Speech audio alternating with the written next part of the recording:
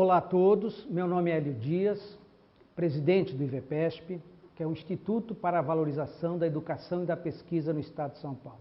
Somos uma entidade de direito privado, sem fins lucrativos, e nosso objetivo é se tornar uma ponte entre a sociedade e o conhecimento. Contamos com membros representativos da sociedade científica, empresarial e universitária. Contamos com um centro de inteligência e especialidades multi-institucional e multidisciplinar, com membros do Brasil e de outros países. Em nosso portal, vocês vão encontrar as nossas principais ações até o momento, que são workshops, encontros temáticos, feiras e informações de interesse da sociedade na área da divulgação científica. Nosso principal objetivo é tornar o conhecimento acessível a todos e contribuir para o aperfeiçoamento das instituições.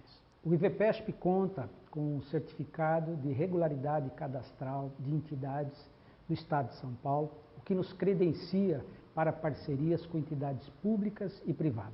Você vai assistir agora a mais um evento organizado pelo IVPESP.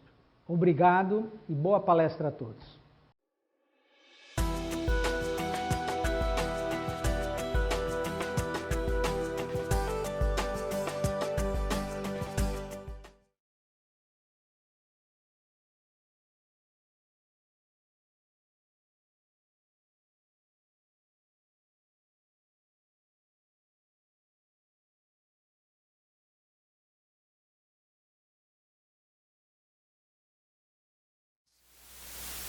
Nós recebemos um público que é 24 horas do seu tempo plugado no mundo, né, por intermédio das mídias, né, por intermédio da internet, e que tem um jeito de ser diferente, tem um modo de aprendizagem diferente, mas nós continuamos fazendo as coisas do mesmo jeito. Nessa preocupação de cumprir carga horária, de cumprir conteúdo, a gente às vezes se esquece de que isso tudo serve para formar uma pessoa que vai ter que ter uma habilidade, uma capacidade de praticar isso na sua vida profissional. Uma informação que normalmente poucos de nós, né, professores, têm ao longo da sua vida, é que alunos da graduação da Universidade de Harvard. Esse estudo foi feito, o Eric Mazur participou de parte desse estudo. Quando nós falamos alunos de Harvard, normalmente nós pensamos, né, na nata do alunado do mundo. Após né, serem submetidos a cursos tradicionais, como, por exemplo, física, e após terem sido aprovados nesses cursos com média A, então, supostamente, o aluno aprendeu tudo aquilo que lhe foi passado durante o semestre.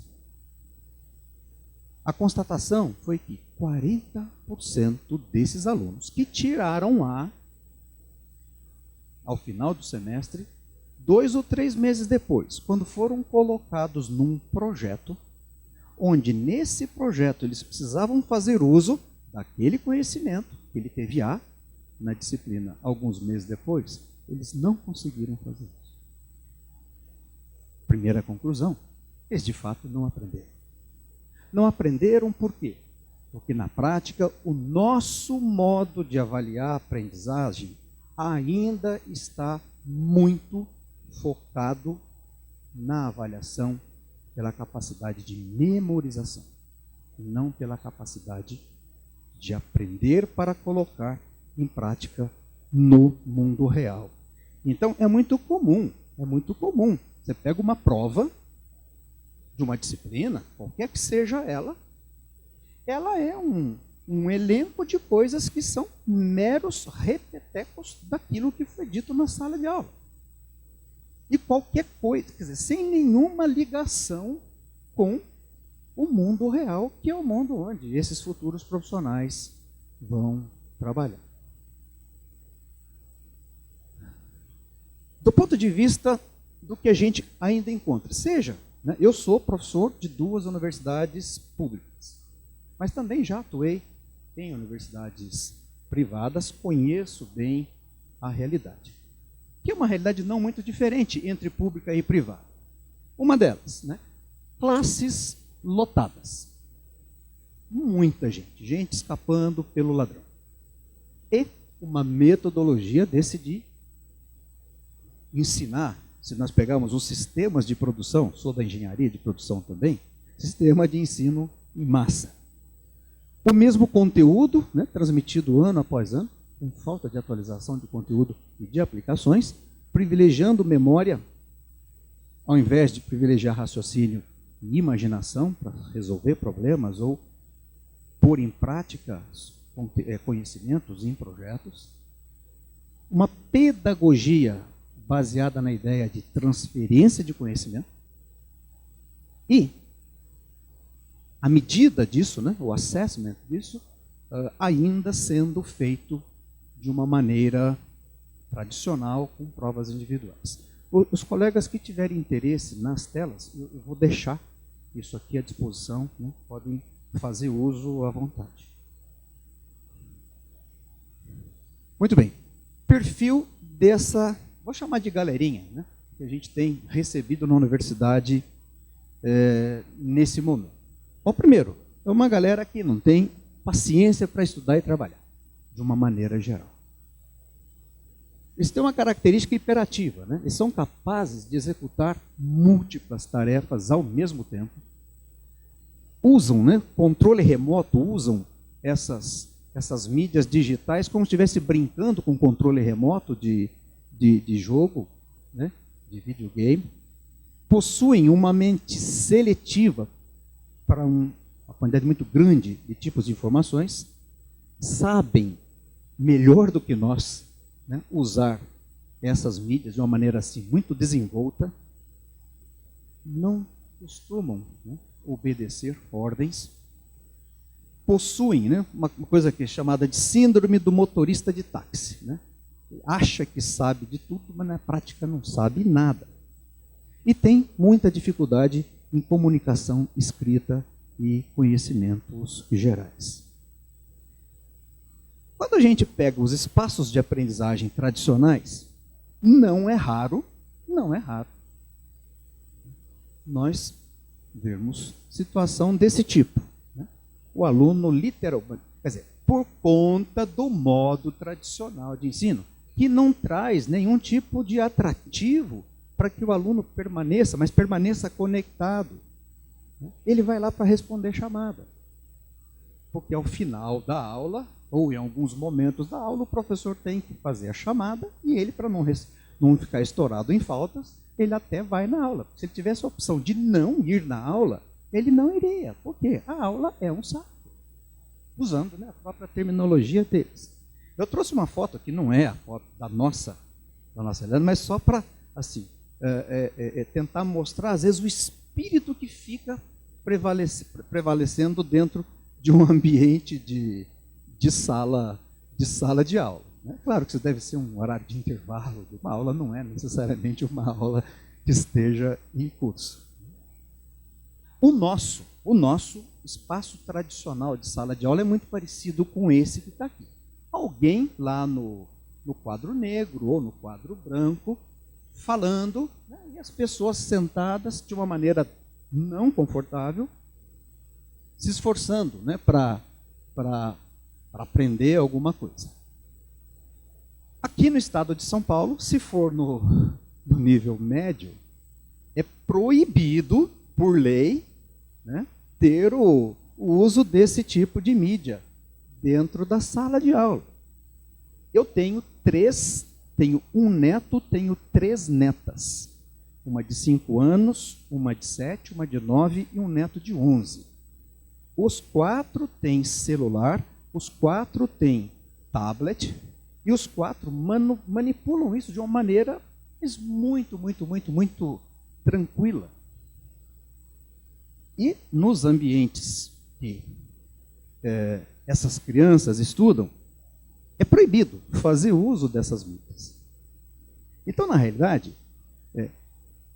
considerando esse novo perfil, nós estamos realmente perdendo a oportunidade de fazer uso de tecnologias. Veja, a parte mais importante é a pedagógica. Não vamos abrir mão disso. Mas usar tecnologia para nos ajudar a fazer com que o espaço, que é a sala de aula, para mim a sala de aula é um lugar mágico. Então, fazer com que esse espaço seja um espaço mais atrativo é um desafio realmente que todos nós temos que assumir. Depois eu vou mostrar alguns passos que eu, como possível gestor de um pedaço de uma área educacional, onde eu trabalho, o que a gente tem feito para tentar colocar mais pessoas envolvidas nesse contexto. Esse é o perfil, né, desse nosso aluno. Então, o nosso aluno chega hoje com o seu notebook, com o seu tablet, com o seu smartphone. Só que ele chega, mas ele chega e vai para a sala de aula. Agora, ao invés de dormir, ele leva o note e fica plugado no Facebook, fica plugado em outras coisas que não a aula. Então, vamos fazer um esforço, vamos tentar juntar a fome com a vontade de comer. Já que ele tem e leva, vamos fazer uso disso para ajudar nessa relação ensino-aprendizagem. Isso ainda é uma coisa muito comum, né, quando nós fazemos os testes individuais, não que não haja um momento para nós avaliarmos o aluno também na forma individual. Mas no mundo que ele vai trabalhar, no mundo que ele vai viver, eu diria assim que, né, num espaço de tempo de trabalho, a maior parte do tempo ele vai trabalhar, ele vai ter que compartilhar informações com muita gente. E aqui a gente ainda fica privilegiando só aquela coisa do ele sozinho, e ele sozinho, normalmente memorizando a solução, né, de um tipo de problema, tendo que decorar fórmulas e coisas do tipo.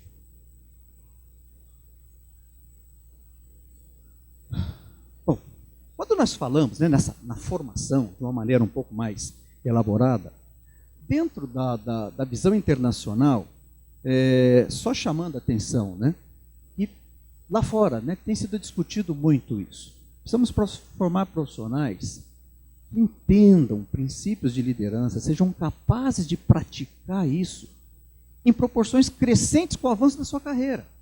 Então, a pessoa vai ter uma carreira, então que ao longo dessa carreira ele seja capaz, né, de colocar essas coisas em prática, usando, né, os princípios de liderança, com elevados padrões éticos e um forte senso de profissionalismo.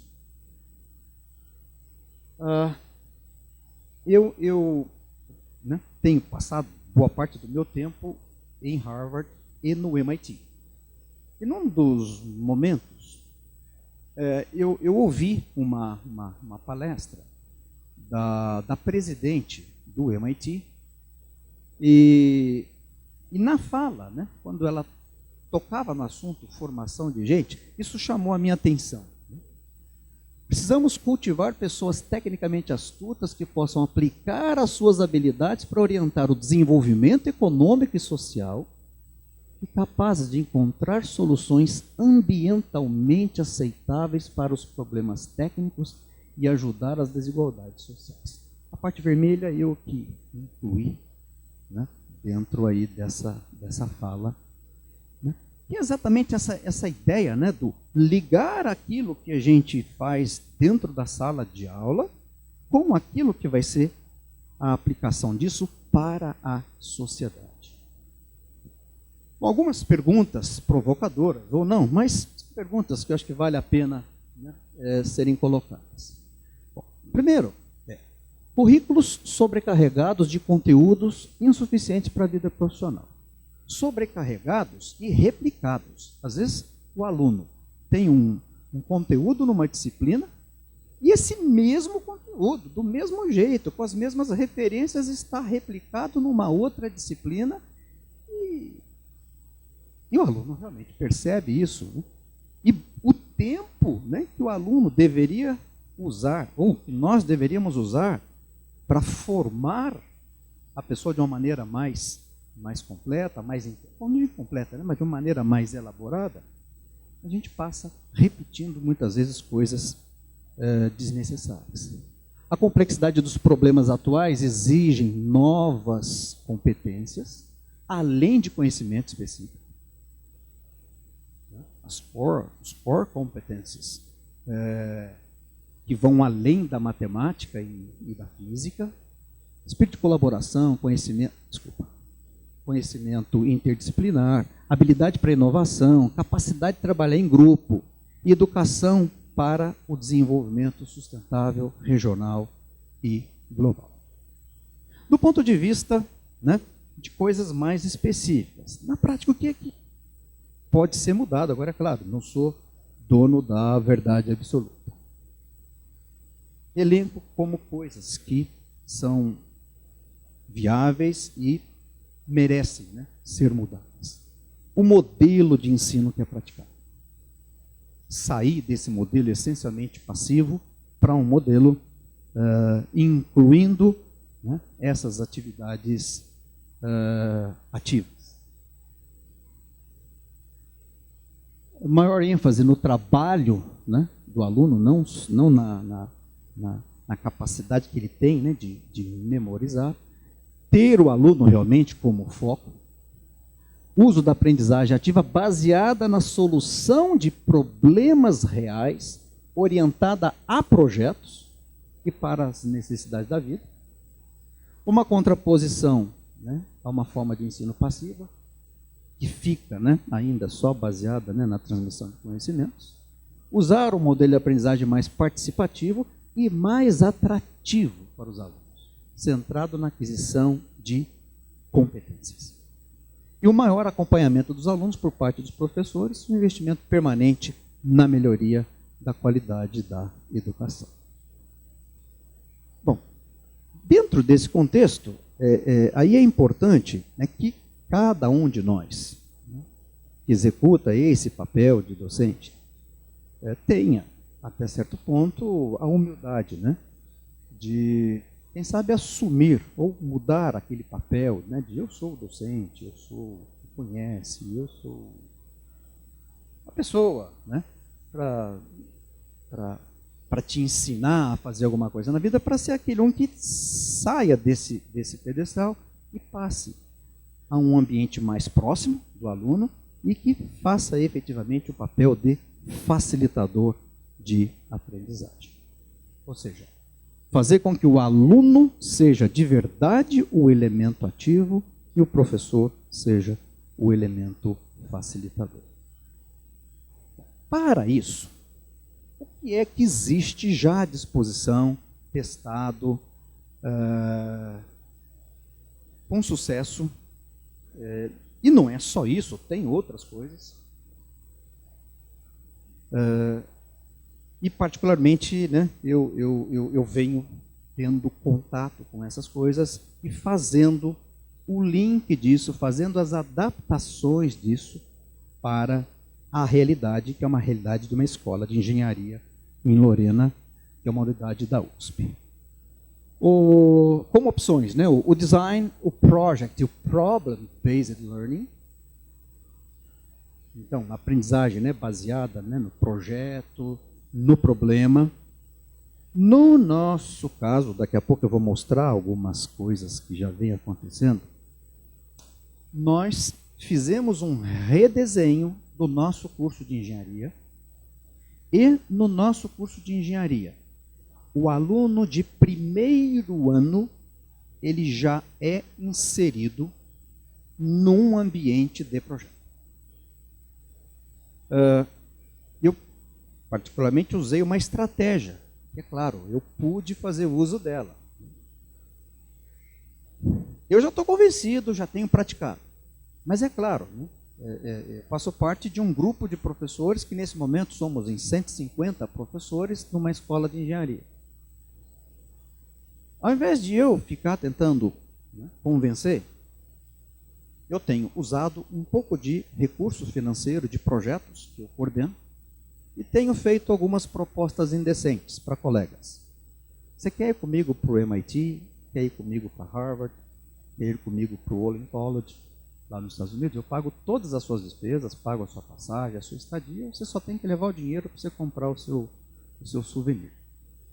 Bom, é claro, até hoje ninguém recusou esse convite. E com isso,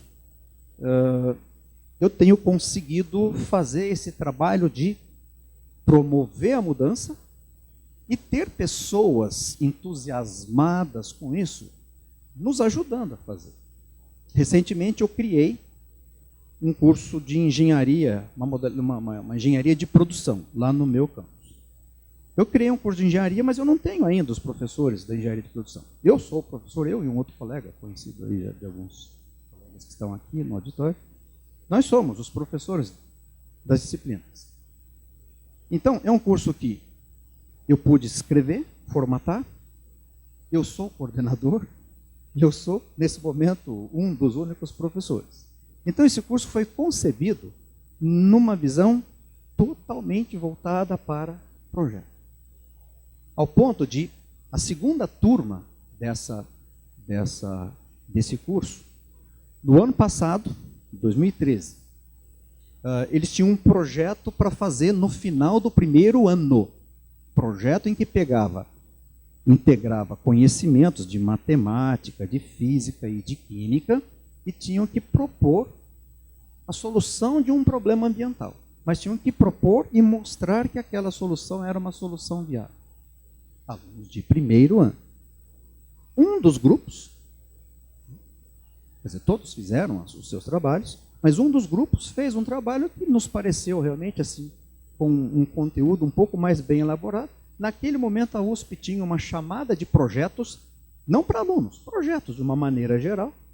Esse grupo submeteu o projeto foi aprovado e eles receberam 50 mil reais para pôr o projeto em prática e cada aluno ganhando uma bolsa de 400 reais durante um ano, que era é o período de execução do projeto. Então, aluno de primeiro ano. O Peer Instruction, né, foi com esse nome, né, formatado pelo Eric Mazur, lá da Harvard School of Engineering and Applied Science, com quem, né, eu trabalhei e ainda trabalho.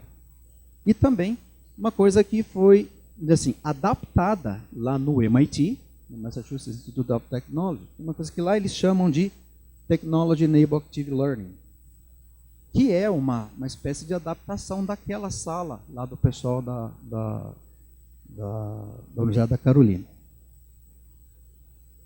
Bom, no PEER, o colega Marcelo já fez uma abordagem, né, de como ele funciona. Eu só vou mostrar um pouco dos espaços que eles usam em Harvard para fazer isso. Esse é o Eric Mazur e um espaço que até pouco tempo atrás ele vinha utilizando para ensinar física.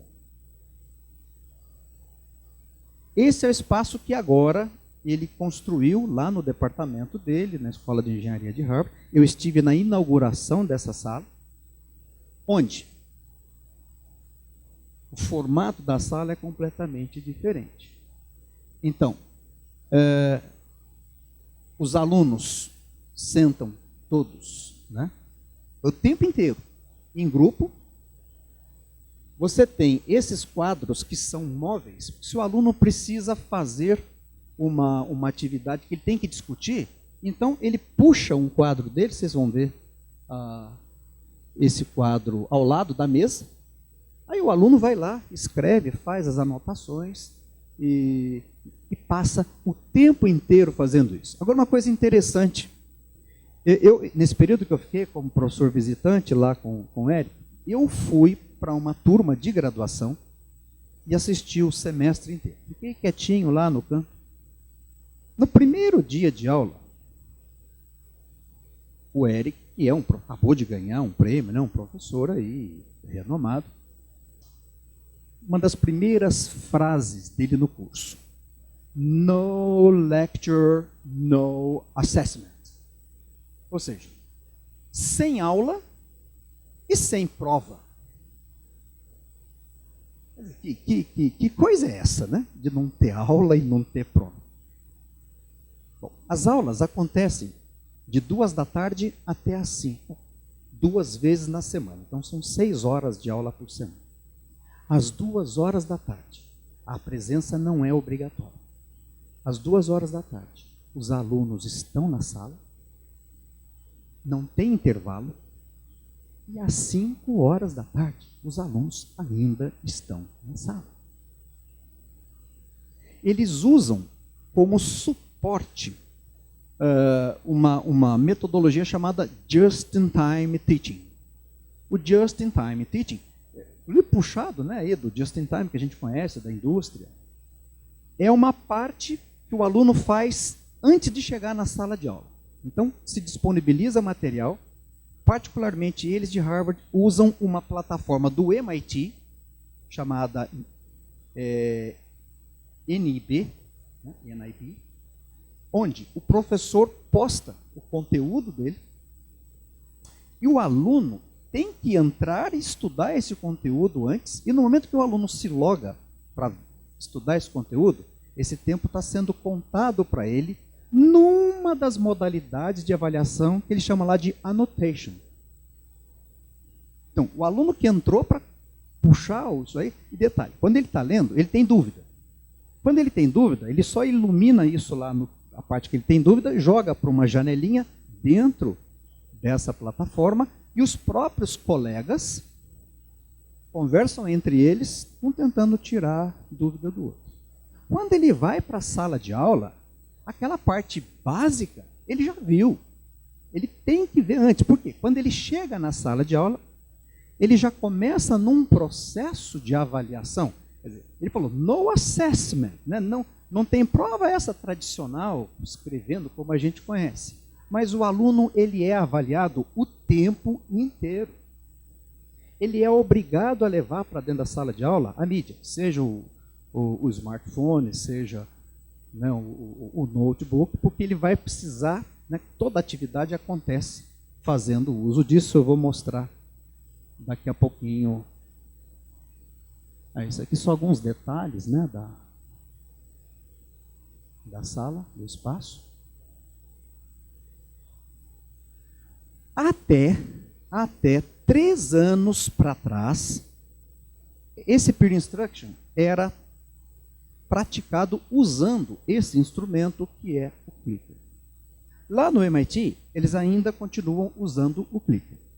Em Harvard, eles desenvolveram um novo formato, porque o clicker ele está limitado a questões de múltipla escolha.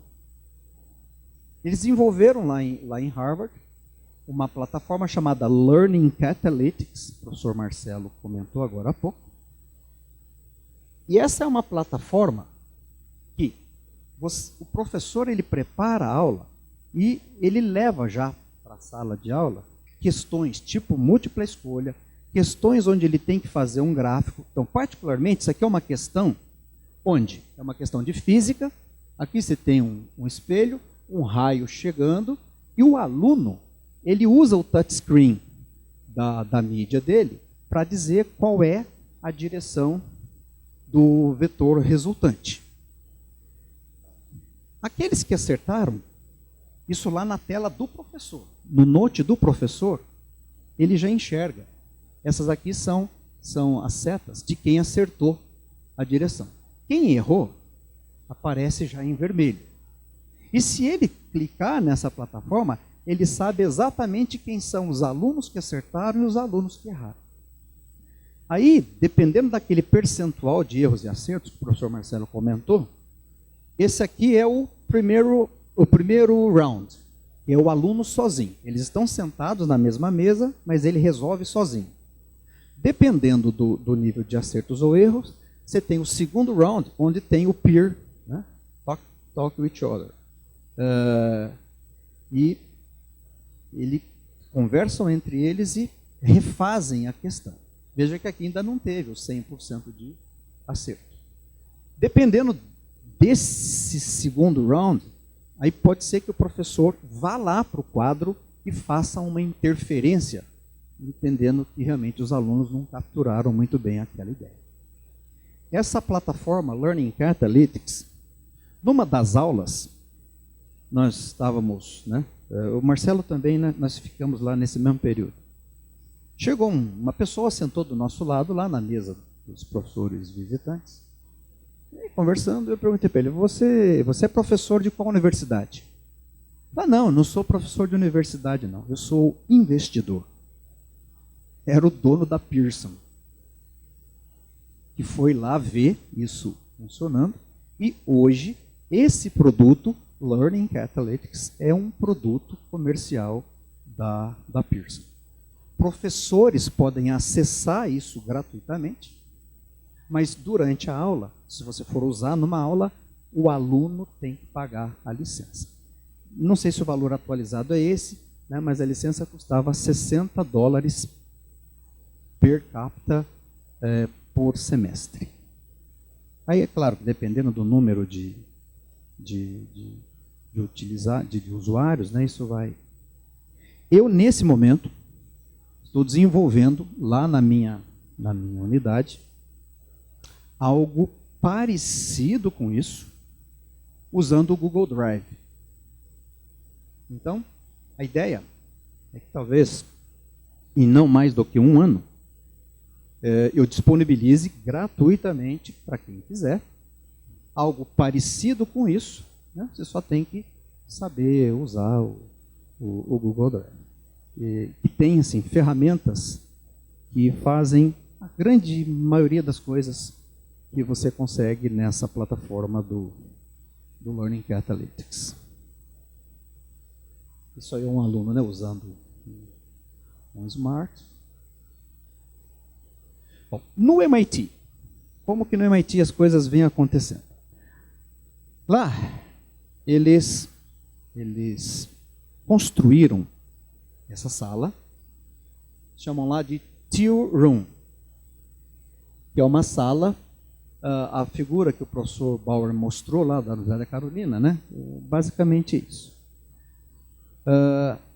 São mesas para 9 estudantes, cabe mais de 100 alunos.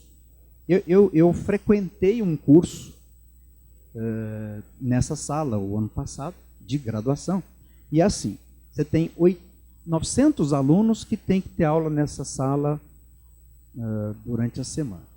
Então você tem uma turma que chega, tem 2 horas de aula, quando falta 5 minutos, né, para encerrar o tempo, essa turma já começa a sair e a próxima já está entrando.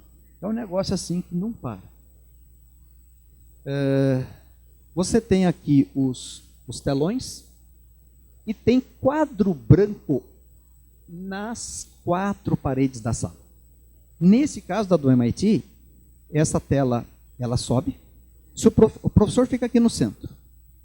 Se ele precisar fazer um desenvolvimento aqui no quadro, ele vem para uma dessas posições, aperta um botão, essa tela sobe, e exatamente no momento que essa tela está subindo, uma câmera que está atrás do professor, ela é ligada automaticamente, pega o professor daquela posição e joga o professor em todos os demais telões. De modo que em qualquer posição da sala que o aluno esteja, ele consegue acompanhar o que o professor está fazendo. Bom, agora, dia 25 de fevereiro passado, essa aqui é uma reportagem que saiu no Estadão, no Educação, e essa aqui é a sala que eu estou construindo lá em Lorena. Eles usaram o mesmo jeitão do desenho, mas particularmente na nossa sala lá em Lorena, a nossa a do MIT é para 9 pessoas e tem 3 terminais de computador. A nossa é para 8 pessoas e tem 4 terminais. O aluno vai ter que levar o note dele. Se ele não tiver, nós vamos emprestar. Vamos ter um certo número lá para poder emprestar. Esse é o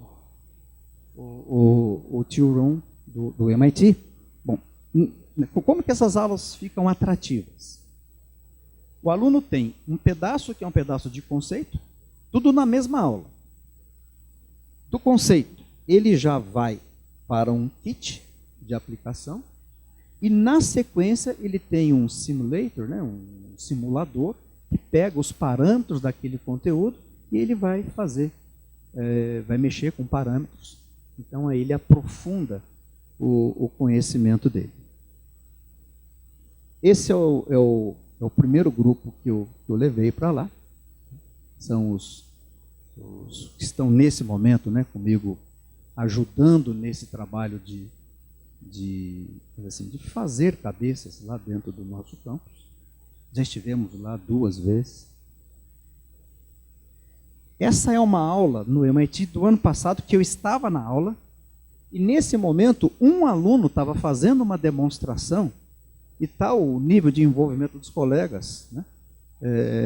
Chegou ao ponto dos alunos ficarem de pé na mesa para poder enxergar, né, e participar da atividade que estava acontecendo. Bom, isso foi MIT e Harvard. Tem hoje lá, na região de Boston, uma escola de engenharia que é algo diferente de tudo que a gente já viu do ponto de vista educação e engenharia, que é o Holland College. Uma escola pequena, uma escola que tem 450 alunos e 3 cursos de engenharia. Esse aqui é o prédio acadêmico, e você andando nele, você não vê uma sala de aula tradicional. Vou mostrar algumas coisas. Eu fui lá, estava lá na época do inverno. Esse é um aluno dentro de uma sala de aula. Essa é uma sala de aula típica. Você tem teoria e já faz parte experimental. Quando você anda em todos os corredores do Holland College, você vê projetos que os alunos estão fazendo com empresas. E vão desde empresas das Forças Armadas, empresas do setor agrícola, aeroespacial.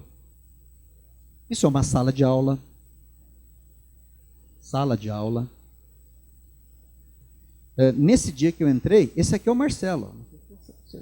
Esse aqui é você. Ó. Primeiro ano já tendo aula de medidas elétricas. Sala de aula. Sala de aula. Eu, quando entrei nessa, eu me sentia num jardim da infância. Eu me lembrei, né, de como as coisas... Essa é uma sala de projeto, onde, né, as primeiras ideias de projeto começam a ser, né, discutidas, afloradas, para o projeto começar a nascer. Você vê que eles põem isso até no teto. Né? Olha só. E um detalhe, eles têm uma concepção de formação que engenheiros são pessoas. É claro, eles precisam entender muito de matemática, de física, de uma série de outras coisas. Mas além de tudo isso, eles são seres humanos. E seres humanos precisam se envolver com cultura. Então eles ensinam artes, ensinam música. Esse aqui é o refeitório deles. E em todos os momentos, né, de almoço, sempre tem um grupo de alunos ou fazendo uma apresentação musical. Nesse dia, era uma atividade humorística. Alguns estavam zoando aí com os colegas. A detalhe, a lanchonete mais próxima fica a uns 20 quilômetros. Então, mesmo que eles queiram ir para algum lugar, não tem jeito. Né?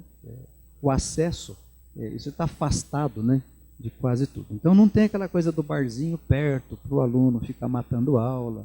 Não, ele está o tempo inteiro dentro da escola. Esse aqui são os projetos, né, que eles estão fazendo já com o final de curso. As várias áreas com que eles interagem. Bom, para fechar e mostrar só algumas fotos e algumas coisas que a gente tem feito em Lorena, vale a pena para o pessoal que mexe com engenharia, não vou entrar muito nos detalhes, que é uma iniciativa do MIT chamada CDIO, Conceive, Develop, Implement and Operate. É um modo MIT de formar engenheiros, e tem toda uma estruturação baseada numa fundamentação muito forte, matemática, física, e também competências essenciais complementares a essas que nós normalmente exploramos mais nos cursos de engenharia. E aberta para o mundo. Bom, alguns passos já dados por nós, né? Então essas missões técnicas que a gente tem levado lá para os Estados Unidos, eu particularmente, MIT, Harvard, Stanford, temos uma parceria com o professor técnico que já esteve aqui com vocês, né, lá da Universidade do Minho, de Portugal, o Rui Lima. E esse é o meu time. Marco Antônio é um conhecido até de alguns de vocês.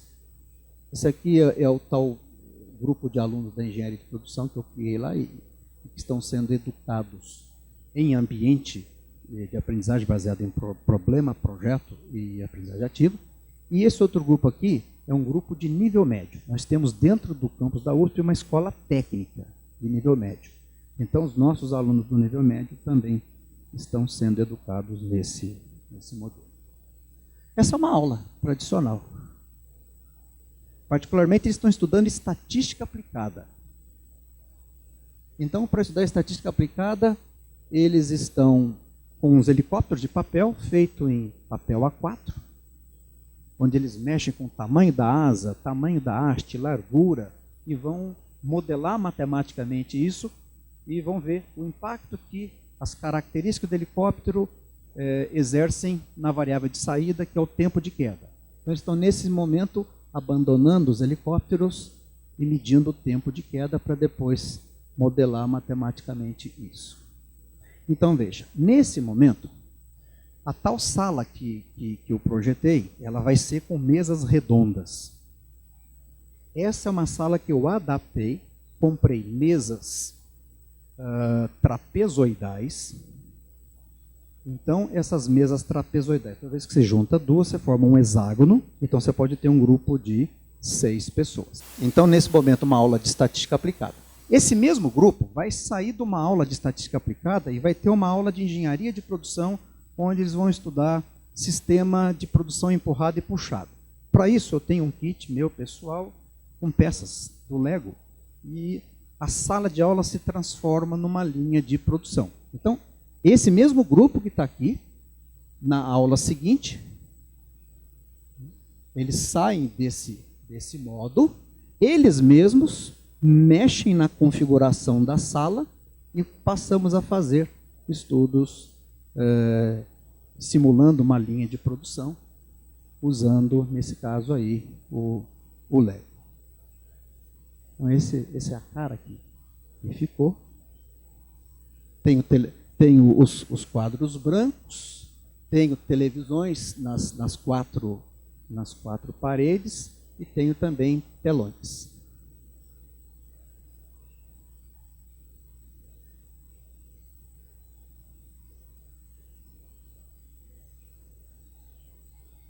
É basicamente isso. Bom, são aí os meus contatos.